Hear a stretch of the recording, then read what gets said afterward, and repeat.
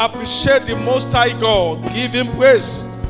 Exalt his name. Exalt his name. Shout hallelujah to him. Tell him thank you. Hallelujah to the Lord. Thank you, Jesus, for helping us this far, for supporting us this far, for carrying us this far, for strengthening us this far. Blessed be your name. Accept our worship. In Jesus' mighty name, we have given thanks. Ask and say, Lord, speak to me this morning. Speak to me this morning. Speak to my heart. Speak to my soul. Speak to my spirit. In the mighty name of Jesus, Lord, speak to me. Speak to me, Lord. Speak to me. Let the entrance of your word bring light unto me. Let the entrance of your word renew my understanding. Let your word today benefit my soul. Let it reposition my life into destiny. Let your word today help me in the place of purpose. In the name of Jesus. Lord, we thank you for what you do. Blessed be your name. In Jesus' mighty name we pray. Mighty God, we receive grace to teach. We receive grace to hear your word and be doers. In Jesus' name we pray. Praise the Lord. I'm so happy to see you again today. God bless you. Tell your neighbor, I'm happy to see you. The Lord will bless you in Jesus' name. So today you can have your seat. God bless you. It's a month to enlarge, and I trust that God wants to make you better. He wants to make you bigger. He wants to enlarge you. Amen. And the Lord will enlarge you. So in our series of Enlarge, today we're focusing on unplugging the cord of limitation. Unplugging the cord of limitation. The moment you set your mind to enlarge, to become bigger, to become better, limitations will show up to challenge you. And that is why we've come to deal with that this morning. Limitations will show up anytime a man or anyone decides to improve, to move forward, to advance. And that is not common to you. Jesus had a similar experience. In the book of Mark 4, 35 to 40, he told his disciples, let us cross over to the other side. Then the windstorm appeared to stop them in the journey. But thank God for Jesus. He rebuked the wind and commanded peace, be still. And I pray for you, every windstorm that wants to slow you down in the journey to enlarge, the Lord Almighty will still them. In the mighty name of Jesus. Paul had a similar experience. He said to us, 1 Corinthians 9:16, for great and effective door is opened unto me, but there are many adversaries. Adversaries show up to limit his journey. But Paul overcame because he told us that he finished his assignment. You finish your assignment in Jesus' name. So limitation come in different ways. It can come in the form of environmental limitation, like we saw in the case of Jesus. It could be a spiritual limitation in the experience of Paul. It could be economic limitation. You have great dreams, but no finance to execute on those visions. And it could be personal limitation. Today we have come to focus on personal limitation. And so the school team spied into my notes. They almost preached all the sermon, but God will help me to still say something new. Amen.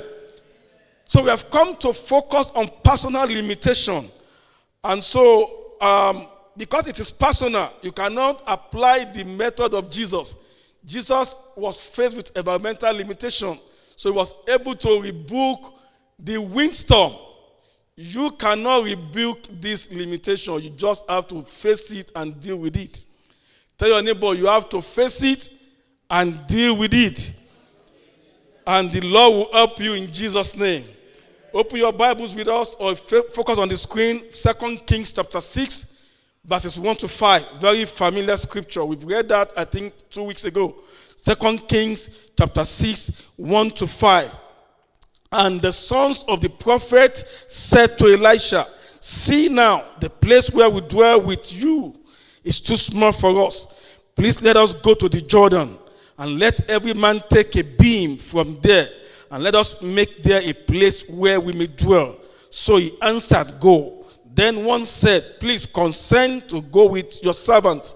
And he answered, "I will go." Verse 4, so he went with them. And when they came to the Jordan, they cut down trees.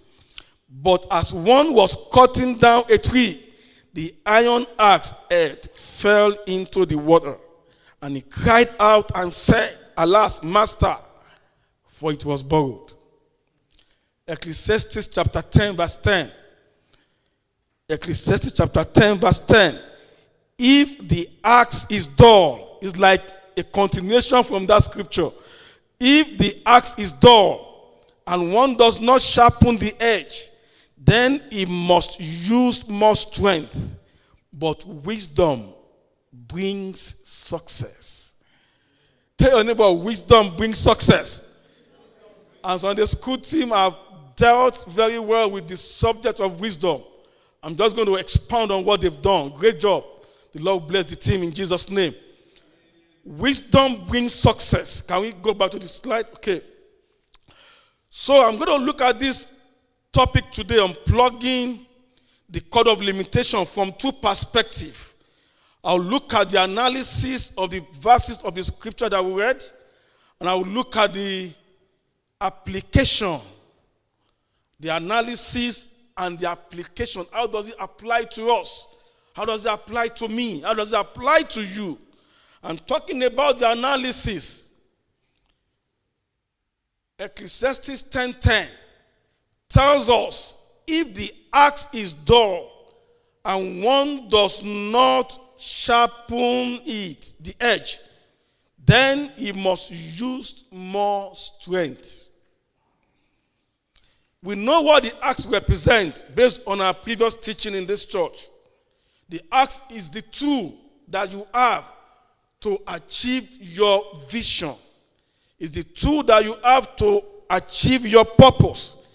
And the scripture is saying that if that axe is dull and is not sharpened, then unavoidably you have to exert more strength to be able to carry on the intended vision. And that was the case with the sons of the prophet. They had a goal to build a residential building for themselves to expand where they currently lived. But the tool they took to that work was not good enough. And so you saw one of them exerting more strength. In the process of that, he lost the axe head into the water. How does that apply to you and me? I saw a couple of things that those guys would have done differently. It's not so bad that they had to borrow an axe, because in business, sometimes you borrow money to do business. That is good. But it is the economy of how you borrow the money. The details of what goes with it is what determines whether you've borrowed correctly or not. Are you following? If you borrow at a higher interest rate than the market average, you have started to shoot yourself from day one. So break-even becomes longer. You just be working for the creditor and using the profit to pay debt. That is how this applies. And I'm speaking from the business angle today. But the Lord will bless you as you listen. So that they borrowed the axe head was not the big deal. But the big deal was that the guy went to borrow and was not diligent to check if the axe head was fit for purpose. The axe head was dull. The axe head was dull and could not endure the stress of what it was going to be used for. And so in the course of trying and error, the axe head fell away. May your tool not fall away. In the name of Jesus. So when you go to borrow, make sure you understand the economics of the borrowing terms. That is the point I'm trying to bring out in that sentence. So that is what we can bring out from what the sons of the prophet did. And I'll move to application because that's what I want to spend a lot of time today. How does this apply to you and to me? Everybody wants to enlarge. Everybody wants to grow. Everybody wants to succeed. Everybody wants to multiply. Those are great vision. Those are great ideas. And we saw that the sons of the prophet also wanted to grow. They wanted to enlarge. Everybody wants to be at the peak of their career. Fantastic idea to have. Everyone wants to move away from being in employment to becoming an employer. Good one, because that is what God has called us into. To be fruitful, to multiply, and to replenish the earth, and to subdue it. Maybe you have started already and you want to scale up. It's still in line with enlargement, and that is good and is advisable. For some location to become a multi-site business, very good. The Lord will bless those ideas. But it is important for you to be smart in how you are pursuing this vision. The sons of the prophet had a very fantastic, they were not smart enough, and they got into trouble. And that was, thank God for Elisha that went with them, that saved the day. Otherwise, the vision would have drowned right into the river. You agree with me? You agree with me? Shout hallelujah. So how do you pursue all of these objectives? With little stress, with high tendency for success. How do you achieve your enlargement growth, enlargement vision? How do you pursue your growth agenda? How do you multiply and succeed with a very reliable degree of success? The word is for us in Ecclesiastes chapter 10 verse 10. It says, wisdom brings success. So you have to be wise. Tell your neighbor, you have to be wise. Wisdom is all you need. And in the Sunday school, they taught about personal wisdom, intellectual wisdom, and godly wisdom. Is that correct? So you have to put all of this wisdom to use. That is what can make a difference. The sons of the prophet had a vision, but they were not wise enough. And they got into trouble. So wisdom, what is wisdom in this case? In this context, your wisdom is to sharpen your tool. Sharpen your tool. Your tool is the implement to do your business, to achieve your goal. Tell your neighbor, sharpen your tool. Abraham Lincoln was quoted to have said at a point, he said, give me 6 hours to chop down a tree, and I will spend the first 4 hours sharpening the axe. What does that tell you? Before you jump into execution, be sure that you are ready. 4 out of 6 hours is about 67%. So you spend more time checking with yourself, are you ready for this venture? Are you ready for this growth agenda? Are you ready for this enlargement vision? If you are not ready, take time and get yourself ready, so that you don't set yourself up for failure. The sons of the prophet had a vision, but they were not ready to execute. 6 hours to chop down a tree. Abraham Lincoln said he would spend 4 hours to get ready. And that is wisdom. So the wisdom you need to put into place to achieve your agenda, to achieve your vision, to enlarge, is to sharpen your tool. So what are the tools that you must sharpen? You sharpen the tool of your mindset. Sharpen your mindset tool. Your mindset tool talks about how you perceive something. Your inner eyes. It's not talking about your physical eyes. Because before you see things with your physical eyes, you must have seen them in your inner eyes. Many people see physical things, but they cannot discern in their mind what is good and what is bad. So you must sharpen your mindset too. It helps you to see the opportunities. It helps you to see the challenges to be aware of. And it gets you ready to go for it accurately. Ephesians chapter 1 verse 18. Paul was writing to the church in Ephesus. He said, I pray that the eyes of your hearts may be enlightened, that you may know the hope for which you have been called, the riches of his glory, and the inheritance of his holy people. The eyes of your heart be enlightened. Tell your neighbor, I have eyes in my heart. So how are you seeing with those eyes? May God enlighten the eyes of your heart. In the name of Jesus. That is why the same thing that somebody sees and run away because he saw it as a challenge, another person will see it and go for it and seize the moment and then become better because he can see the opportunity. A sharpened mindset is ready for the next move, for the next level. May God enlighten your eyes, the eyes of your heart, in the name of Jesus. Number two tool that you must sharpen is this skill set.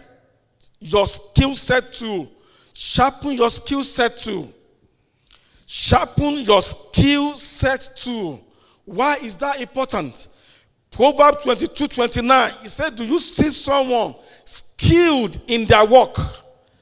They will serve before kings and they will not serve before lower rank officials. Do you see someone skilled in their work? So before you get into that project, build up your skill. Attend trainings. Be well equipped. Be sure to be ready for it. I put it to you, you want to get into that business. How much of industry knowledge do you know? What competitive information do you have to be able to position yourself correctly? What lessons have you learned from those who were ahead of you? Where did they get it right? Where did they get it wrong? That is how sharpening your skill set tool can be helpful. Get into research. Don't jump into it. Many people would like to jump into things, and then the way they jump in is the way they jump out because they've not spent time to sharpen their skill set too. Abraham Lincoln preferred to spend 67% of his time getting ready and then use 33% to do the thing. Is there wisdom in this? Number 3 tool that you must sharpen is your tool set kit. Tool sets. Every occupation requires specific tool set or tool kit. And the ones that you have identified to be relevant to what you are venturing into, you must sharpen it. When Jesus told Peter, Luke chapter 5, verses 1 to 11, he said, he asked Peter to let down his net. He could have asked Peter to let down his bag. I'm sure Peter would have had bag along. But bag was not the right tool for fishing. It was net that is the right tool that Jesus asked him to let down. So whatever field or industry that you want to venture into or that you have found yourself, identify the tool set required to succeed in that and then make sure it is well sharpened so that you don't spend effort, strength, keep doing the thing.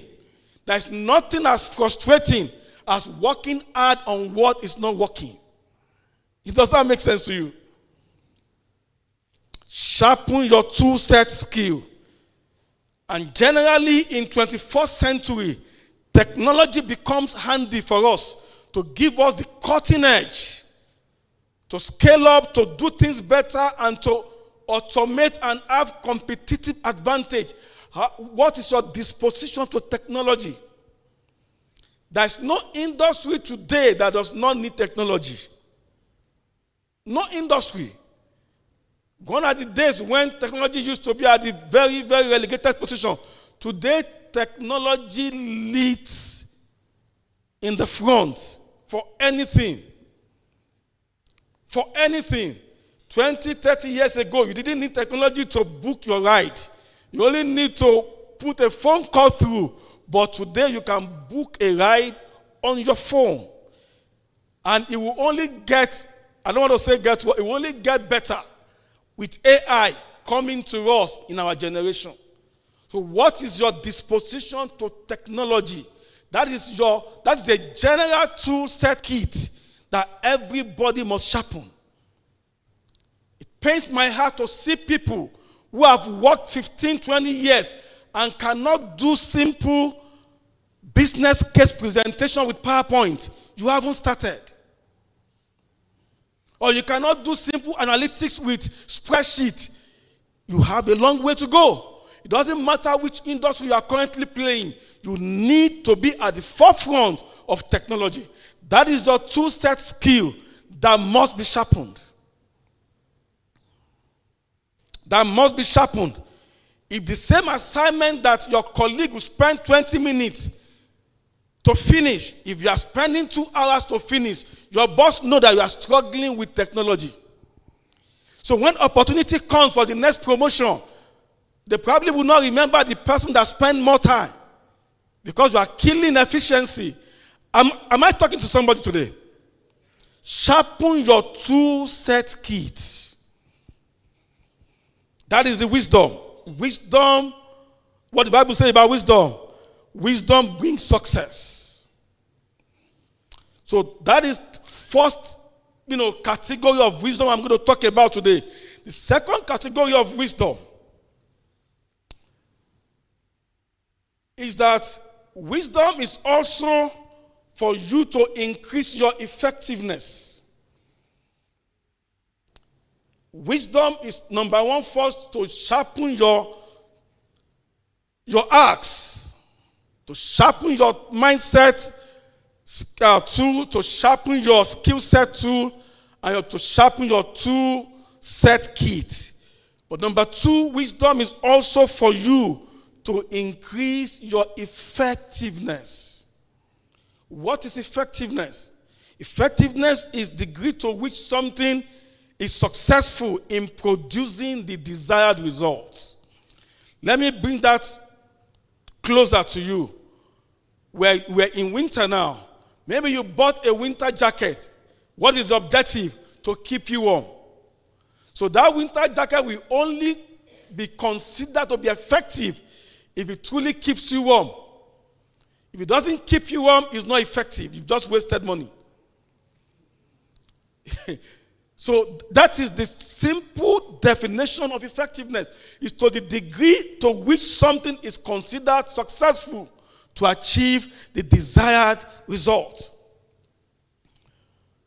So for you to be wise in this generation, to take advantage of the next level that God wants to move you to, you have to be effective. It's not enough to think you are ready in your mind. Are you truly ready with the way you are positioned, that you've positioned yourself? And there are two ways by which you can increase your effectiveness. Number one of that way is to increase your efforts. Is to increase your efforts.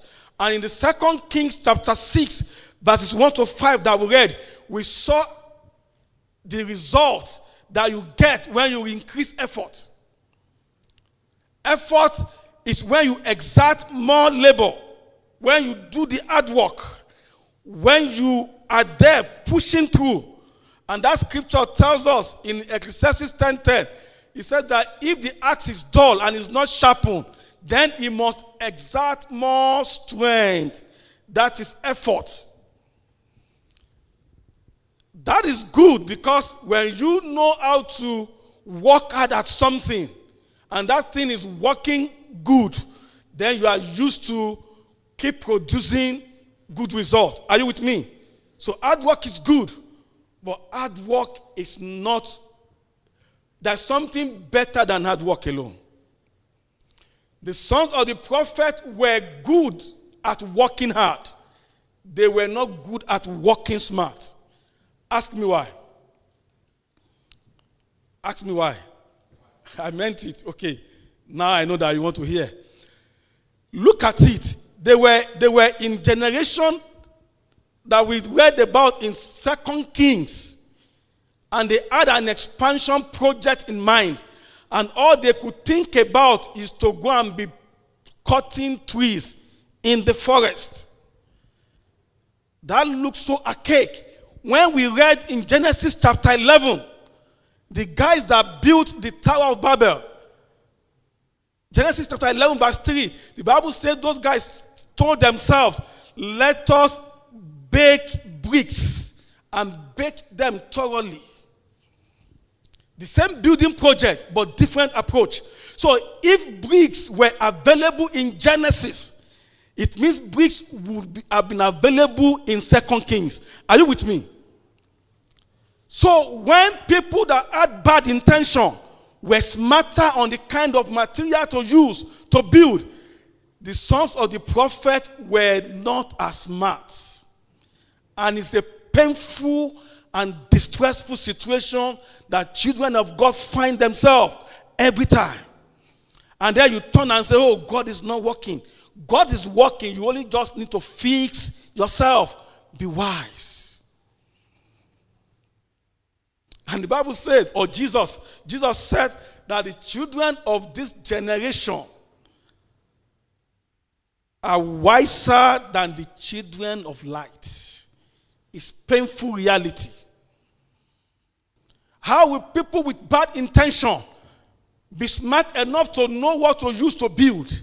And the sons of the prophet could only think about cutting trees. So that means they were walking backwardly as far as technology was concerned. Are you with me? So if you want to build, I'm not talking about physical building, business, want to build a business, want to build a project, want to build a vision, make sure that you are using what is good. Move away from the level of effort. There's nothing so distressing than for people to be exerting effort, working hard on what is not working. It is frustrating. It is distressful. So there's a better way. Effort is good, but it's not the best. So tell your neighbor, effort is good, but it is not the best. Because Ecclesiastes chapter 10 verse 15, it says that the labor of the fools makes them get tired because they don't know how to get to the city. They know city exists somewhere, but they don't know how to get there. And so they begin to roam around. They have a good vision, the sons of the prophet, but they don't have the right approach to it. So a very good vision with less effective approach will kill the dream from the beginning. Imagine Elisha was not in that journey with them. That dream would have been dead in the river. May your dream not be dead. But you need to be wise. So what is the better way to build, to increase effectiveness? It is for you to increase your efficiency. It is to increase efficiency. And what is efficiency? Efficiency helps you to make sure that every measure of input you put into that project yield the maximum return of output. That is efficiency. That is a confirmation that you are doing things right. You are not wasting resources. You are not wasting time. The project phase that should take you 2 months should not take you 6 months. Are you with me? The execution of that project that should take you 1 month should not take you 1 year. Be efficient. And how can you be efficient? You can be efficient by sharpening your axe. Also, I'm coming back to that axe. Sharpen your axe. And the quote from Abraham Lincoln makes sense in this capacity. Give me 6 hours to chop down a tree. I'll spend 4 hours sharpening the axe. I'll spend 4 hours sharpening the axe, making myself ready. How does that apply to you? How can you increase your efficiency by sharpening your axe? It is by building a network of people that would be useful for you in that journey. There's nothing new under the sun, under the earth, the Bible tells us. So that looks new to you, many people have gone ahead of you to do the same thing. Why wasting your time to reinvent the wheel? Go and submit to their tutelage and learn from them.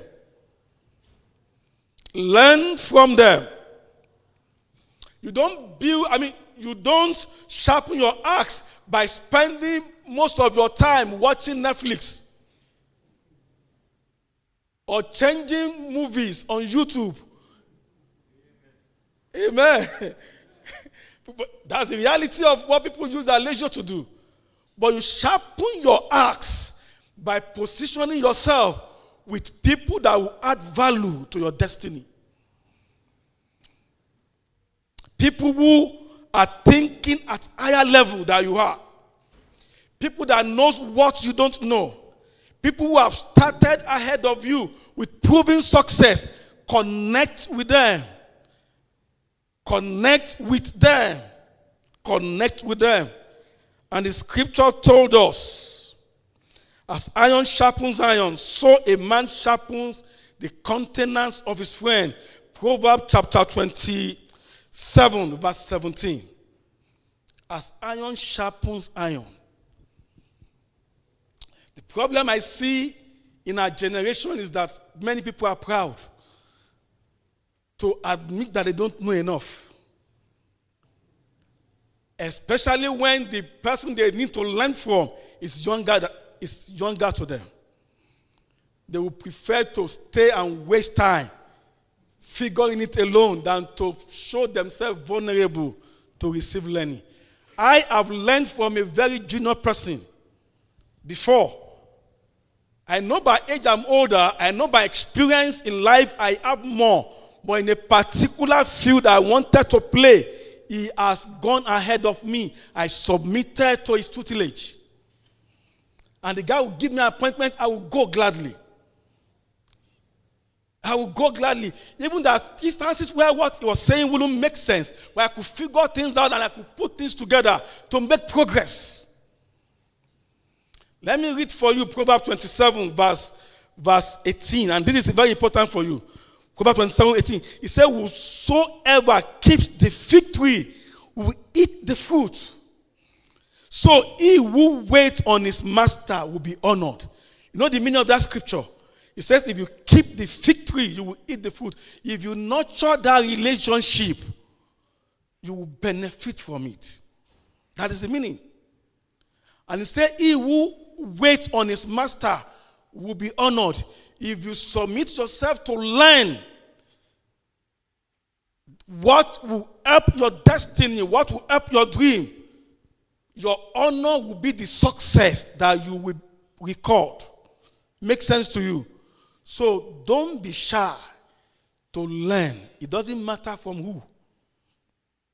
That is another way to sharpen your axe, to help you increase effectiveness. So that you don't dwell on effort. Those who dwell on effort, a time comes they get old, they don't even have power again. You agree with me? Imagine the sons of prophet that they were just using axe head to cut a tree. Imagine somebody comes with a very big equipment. What they spend hours to do, the guy will do it in 2 minutes. Done. Automated saw. Amen. So, learn. Network. Number 2 way to increase efficiency is also to submit yourself to personal study. A lot of Christians don't study. A lot of people don't study. You want to rely on your head knowledge. Study. When the scripture says in 2 Timothy 2:15, study to show yourself approved unto God, a workman that need not to be ashamed, rightly dividing the word of truth, is applicable to Sunday school teaching or Bible teaching. It's also applicable to life. Study yourself to show yourself approved. You are not permitted to make entry into any industry when you lack the requisite industry knowledge. It's the fastest way to set yourself up for failure. It's the fastest way to set a trap to struggle for yourself. Submit yourself to personal learning. Personal learning. I was talking to a lady in this church within this week, and we're discussing about leadership and all of how you spend your leisure time. And she told me that she had about 150 of John Maxwell's book. That is the way to do life. That is the way. I'm sure the person can't read all of the books and not have a significant increment or enlargement in a portion of their life. So instead of spending time to gist and to talk behind and to, do things that you cannot account for, devote yourself to learning. You agree that you cannot rebook all of this? There are things that you must fix. Do you agree that with me? So tell me, I will fix myself. And I will also keep fixing myself. Proverbs tells us, 18:15, it said, the heart of the prudent acquires knowledge. Look at it. The heart of the prudent acquires knowledge, and the ear of the wise seeks knowledge. So your zeal and determination to acquire knowledge is what makes you ready for enlargement. Rise to your feet. If there's anything you are forgetting today, don't forget that wisdom brings success. And wisdom is when you sharpen your axe, your mindset axe, your skill set axe, your tool set kit. And when you decide and determine to increase your effectiveness by increasing effort, but much more by increasing your efficiency. Pray that God will make you to be wiser. Lord, make me to be wiser. Help me to be wiser, Lord. Let me be wiser. Let me be wiser. In the name of Jesus, increase me in wisdom. Increase me in knowledge. Increase me in understanding. A child of God that is wise. A disengagement from a paid job is not a reason to stay low. It's an opportunity to get better. That is the wisdom. Because the mindset axe is sharpened. The skill set axe is sharpened. The tool set kit is sharpened. You can relaunch yourself into a bigger scale. That is the point we're saying. Lord, make us to be wiser. Make us to be wiser, Lord. Make us to be wiser. Let wisdom increase in us every single day. Wisdom to sharpen our tools. The mindset tools, the skill set tools, the tool set kit. Wisdom to unplug all the personal limitation. Lord, give unto us in the name of Jesus. Help us to unplug all our personal limitations. Move us into action. Help us to get into a new realm of determination to pursue destiny with purpose. In the name of Jesus. Thank you, Father. In Jesus' name we pray. Let me encourage you with this word, and then we're going to pray. The topic is unplugging the cord of limitation.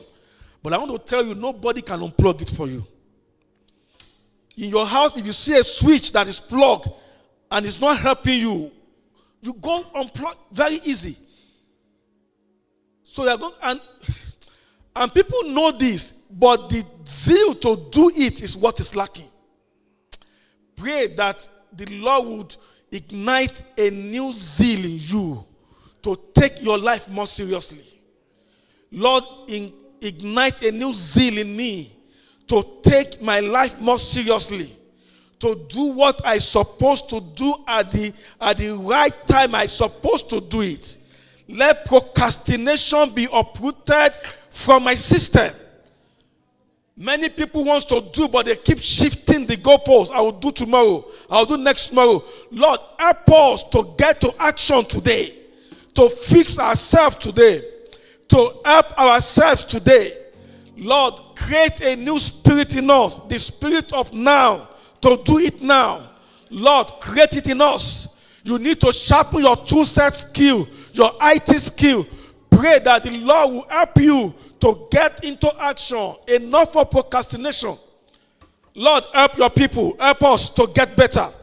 Pray for the spirit of humility, that you will be humble enough to learn from anybody. It doesn't matter how junior, it doesn't matter how senior, that you will be humble enough to learn. The Bible said the art of the prudent seeks knowledge. The art of the prudent seeks knowledge, and the ear of the wise also seek knowledge. Lord, make me wise to seek knowledge. It doesn't matter from who. Help me to be wise enough and to be humble enough to seek knowledge. In the name of Jesus. Thank you, mighty God. In Jesus' mighty name we pray. Lord, we've heard your word.